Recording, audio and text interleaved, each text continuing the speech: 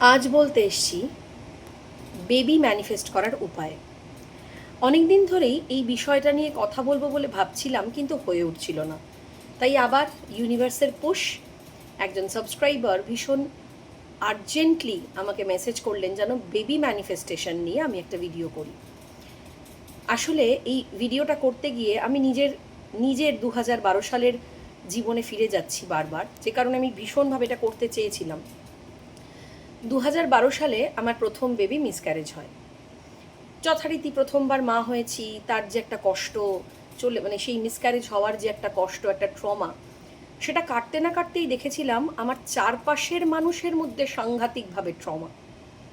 আবার যদি এরকম হয়, যদি আমি আর মা নাই হতে পারি, যদি কোনো রকম সমস্যা হয়, এখন তো কত রকম খাবারে ভেজাল, এখন তো মেয়েদের কত রকম সমস্যা, এখন তো কোনো মেয়েই সহজে মা হতে পারে না। এইরকম সাংঘাতিক সাংঘাতিক ট্রমা আমি সবার চোখে দেখেছিলাম। এই যে ট্রমাটা, চারপাশের যে ট্রমা, যেটা কিন্তু আমার কোনো দিন ছিল না, কারণ মা হওয়াও প্রথম, মিসক্যারেজ হওয়াও প্রথম। তাই নিজের ব্যক্তিগত দুঃখ কষ্ট সেটা ভুলে উঠতে না উঠতেই চারপাশের মানুষের যে ভয়, চারপাশের মানুষের যে ট্রমা, সেটা ভীষণভাবে আমাকে চেপে ধরলো। ফলে অদ্ভুত একটা ঘটনা ঘটতে লাগলো।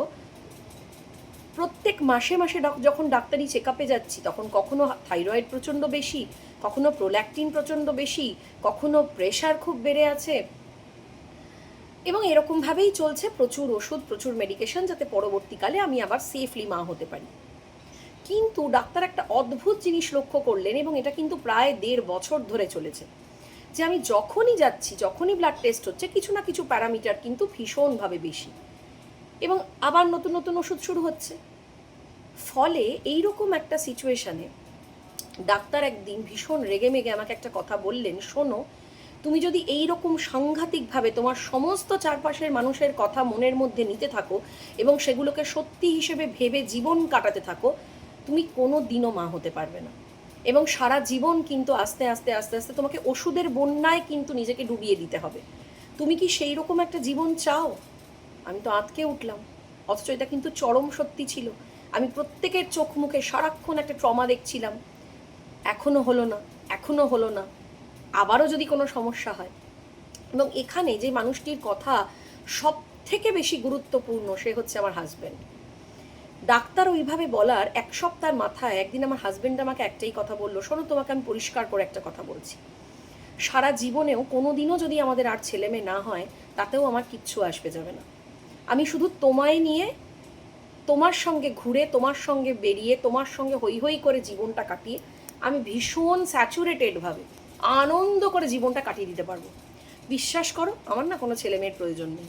যদি ঈশ্বরের কৃপায় হলো তো খুব ভালো, আর যদি নাই হলো, আমি দুর্দান্তভাবে জীবন কাটিয়ে দেবো। একটা অসাধারণ শিফট এলো আমার মধ্যে, বিশ্বাস করুন। কারণ আমার এই চারপাশের যে ট্রমাটাইজড মানুষজন, তাদের জন্য আমার ভীষণভাবে মনে হয়েছিল যে আমার হাজব্যান্ডও এইভাবে ভাবছেন, এবং আমি যদি আমার হাজব্যান্ডকে একটা সন্তান দিতে না পারি, তাহলে হয়তো আমি খুব অপূর্ণ একজন মানুষ, যেটা 99% মেয়েই ভাবে। এবং সেখানেই ঈশ্বরের অপার আশীর্বাদ যে আমি এরকম একজন মানুষকে আমার হাজব্যান্ড হিসেবে পেয়েছি, যিনি একদম ওপেনলি আমাকে জানালেন। কারণ দেখুন, ওর মনে সত্যি ছিল কি ছিল না সেটা আমি জানি না, ও ওটা শুধু মনের জোর দেওয়ার জন্য আমাকে বলেছিল কি বলেনি সেটাও আমি জানি না, কিন্তু আমি ওইটুকুনি জানি যে এইটুকুনি যদি একটা মানুষকে আপনি সাপোর্ট করেন, সেই মানুষটা না নেক্সট টু ইম্পসিবল কাজও করে ফেলতে পারে। ডাক্তারের ওই বলা কথা এবং আমার হাজব্যান্ডের এই সাংঘাতিক যে কথাটা উনি বললেন, সেই সাংঘাতিক যে মনের জোরটা আমি পেলাম, তাহলে ও আমাকে এতটাই ভালোবাসে, ও আমাকে এতটাই গুরুত্ব দেয় যে আজকে যদি আমার ছেলে মেয়ে নাও হয়, তাতেও ওর কিচ্ছু আসে যায় না। আমার পুরো রিয়ালিটিটা চেঞ্জ করে দিল। আমি আবার সেই প্রথম বিয়ের পরের যে একটা ফ্রেশ, নিশ্চিন্ত, রিল্যাক্সড মানুষ ছিলাম, আমি সেই মানুষে পরিণত হলাম।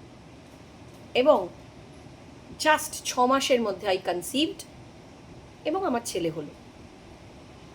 ফলে আমি ভীষণভাবে না আমার এই যে লাইফ লেসন, সেটা ভীষণভাবে আপনাদের সামনে আনতে চেয়েছিলাম, যে একটা মানুষের শুধু এইটুকুনি বলা কথা, সেটা মিথ্যে হতেই পারে, কিন্তু মিথ্যের জন্যেও যদি কাউকে সাপোর্ট করেন, এইটুকুনিও সাপোর্ট করেন, আপনি ভাবতে পারবেন না আপনার পাশের মানুষটার ট্রমা, আপনার পাশের মানুষটার কষ্ট, দুঃখ, ইনসিকিউরিটি একদম ম্যাজিকের মতন ভ্যানিশ হয়ে যাবে, যেটা আমার মাতৃত্বের ক্ষেত্রে ভীষণভাবে কাজে দিয়েছিল এবং আমি জানি সবার কাজে দেয়। তাই প্লিজ পার্টনারকে সাপোর্ট করুন, প্লিজ প্লিজ প্লিজ সাপোর্ট করুন। ভিডিওটা বড় হবে আমি জানি, কিন্তু এই ভিডিওটা ভীষণ ইম্পর্ট্যান্ট একটা ভিডিও, আমাদের প্রত্যেকের জন্য ভীষণ ইম্পর্ট্যান্ট ভিডিও। তাই প্লিজ শেষ পর্যন্ত দেখবেন এবং এটাকে স্কিপ করবেন না। আর আত্মীয় স্বজন, বন্ধু বান্ধব যাদের এখনও বিয়ে হয়নি বা যাদের নিউলি ম্যারিড কাপল, তাদের প্রত্যেকের সাথে এটা শেয়ার করুন। কারণ এই ছোট্ট মেন্টাল শিফটটা যদি একজন পার্টনারের মধ্যে থাকে, প্রত্যেকটা বিয়ে কিন্তু দুর্দান্ত হবে, প্রত্যেকটা রিলেশনশিপ কিন্তু দুর্দান্ত হবে, এবং তাদের যে সন্তান আসবে না, সেও কিন্তু একটা অসম্ভব ভালো মানসিকতার মানুষ হবে। কারণ তার বাবা মার আপব্রিঙ্গিং, তার বাবা মার ভেতরকার নেচার যদি এত ভালো হয়, এত সাপোর্টিভ হয়, তো সেই বাচ্চা ভালো হতে বাধ্য। আমি নিজের জীবন দিয়ে দেখেছি। এবার স্ট্রেট চলে আসি ম্যানিফেস্টেশনের কথায়। ফার্স্ট, যদি বেবি হতে কোনো প্রবলেম হয়ে থাকে, যদি কোনো সমস্যা থেকে থাকে, ফিজিক্যাল প্রবলেম, বা ধরুন আমার মতন কোনো চারপাশের মানুষের প্রচুর ট্রমা, সেটা দেখে আপনি ট্রমাটাইজড, প্রবলেম যাই হোক না কেন, জাস্ট যে ইষ্ট দেবতা আছে, যে ভগবানকে বিশ্বাস করেন, জাস্ট তার নামে উদ্দেশ্য করে একটা সারেন্ডার লেটার লিখুন। তাকে লিখুন ডিয়ার অমুক, বা ডিয়ার, আমি যেরকম খুব গণেশকে মানি, ডিয়ার গণেশ বা ডিয়ার গণেশ ভগবান, দেখো আমার কনসিভ করা নিয়ে আমার এই ভয় আছে, এবং আজকের পর থেকে সেগুলো আমি সম্পূর্ণরূপে তোমার চরণে সমর্পণ করলাম। আমি এই ভয়গুলো নিয়ে আজকের পর থেকে এক মুহূর্তও আর বাঁচব না। এইগুলো আমি তোমার চরণে নিবেদন করলাম, যাতে আজকের এই মুহূর্তের পর থেকে তুমি আমার সমস্ত দায়িত্ব নাও এবং সমস্ত ট্রমা, সমস্ত ফিয়ার কিভাবে তুমি সামলাবে সেটা তুমি দেখো। ম্যাজিকের মতন কাজ করে, ম্যাজিকের মতো। যদি মন থেকে বিশ্বাস নিয়ে এই সারেন্ডার লেটারটা লিখতে পারেন, একটা যে কোনো ডায়েরিতে লিখে দিতে পারেন, বা ডায়েরিতে লিখে তার পেজটা ছিঁড়ে নদীতে বা জলে ভাসিয়ে দিতে পারেন, কোনো মাটিতে কোনো কি মাটি খুঁড়ে তার মধ্যে পুঁতে দিতে পারেন, বা এমন কোনো জায়গায় রেখে দিতে পারেন যেটা সারা জীবনে আর কোনোদিনও আপনি দেখবেন না। ফার্স্ট। সেকেন্ড, বাচ্চার ছবি লাগান। যদি ঘরে পসিবল না হয়, নিজের ডায়েরির মধ্যে লাগান, আলমারির ভেতরের কোনো ওয়ালে লাগান, ড্রেসিং টেবিলের ভেতরে লাগান, এবং অলওয়েজ দেখুন একটা হ্যাপি মিষ্টি বাচ্চার ছবি, তার পাশে একটা হ্যাপি ফ্যামিলির ছবি লাগান, আপনি, আপনার হাজব্যান্ড এবং কোলে একটা মিষ্টি সুন্দর সুস্থ বাচ্চা। এবং ওই যে বললাম, কন্টিনিউয়াসলি দেখতে থাকুন, কারণ দেখতে দেখতে খুব তাড়াতাড়ি ম্যাজিকের মতন কিন্তু সাবকনশিয়াস মাইন্ড রিপ্রোগ্রাম হয়। নাম্বার 3, প্রত্যেক দিন মিনিমাম 11 বার অ্যাফার্মেশন লিখুন। Thank you so very much universe, আমি একটা খুব সুন্দর সুস্থ হেলদি বেবির জন্ম দিয়েছি। ছেলে মেয়ে স্পেসিফিক যদি কারুর থাকে সেও সেটা লিখতে পারেন, আমি যদিও সেটা স্পেসিফিক করায় আমি পছন্দ করি না, কিন্তু আপনার মনে হতেই পারে আমার একটা thank you so very much universe, আমি একটা খুব সুন্দর হেলদি সুস্থ সুন্দর একটা ফুটফুটে কন্যা সন্তানের মা হয়েছি। এবং সেটা রোজ লিখুন, রোজ রোজ লিখুন। আর রোজ ঘুম থেকে উঠে রাত্রিবেলা শোয়ার সময় নিজের পেটটায় প্রচুর বার করে হো'ওপোনোপোনো করুন। আমি জানি আমার কোনো প্রবলেমের জন্য, আমার কোনো পাস্ট কর্মার জন্য, বা আমার নিজস্ব কোনো নেগেটিভিটি অ্যাকিউমুলেটেড হওয়ার জন্য আমি আমার গর্ভে সন্তান ধারণ করতে পারছি না, সেটা যে কোনো কারণেই হোক। তার জন্য আমি আমার গর্ভকে সরি বলছি, I am really very sorry, please আমায় ক্ষমা করে দিও, আই লাভ ইউ মাই গর্ভ, থ্যাংক ইউ মাই গর্ভ, বা থ্যাংক ইউ মাই উম্ব, যা খুশি বলতে পারেন। বলে প্রত্যেক দিন কিন্তু নিজের পেটে হাত দিয়ে অন্তত 5 থেকে 10 মিনিট তাকে ভীষণভাবে ধন্যবাদ জানান, তাকে সরি বলুন, তাকে আদর করুন, এবং এটা মনে মনে ফিল করার চেষ্টা করুন এই উম্বটাতেই আপনার ভাবী সন্তান এসে গেছে। আপনি যেদিন প্রথম জানবেন যে আপনি প্রেগনেন্ট, আপনি যেদিনকে প্রথম জানবেন আপনি কনসিভ করেছেন, ঠিক কী ধরনের ফিলিংস আপনার হবে, কতটা আনন্দ হবে, কীরকমভাবে দৌড়ে গিয়ে ছুটে গিয়ে নিজের প্রিয়জনদের জানাবেন যে আপনি কনসিভ করেছেন।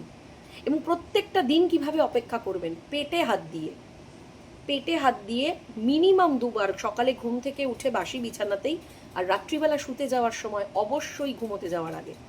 এটা করে শুন, যদি দিনের মধ্যে আরও 2 বার 3 বার করতে পারেন হ্যাপিলি, দুঃখ নিয়ে নয়, ডাউট নিয়ে নয়, সব ভয় নিয়ে নয়, বাবা যদি আবার কিছু হয় না, অল ইজ ওয়েল, আমি কনসিভ করেছি, আমি দুর্দান্তভাবে কনসেপশনটাকে ম্যানেজ করেছি, সব কিছু সুন্দর হয়েছে, দারুণ ভালো হয়েছে, আমি একটা অপূর্ব সুন্দর ফুটফুটে সন্তানের জন্ম দিয়েছি। I am a happy mother.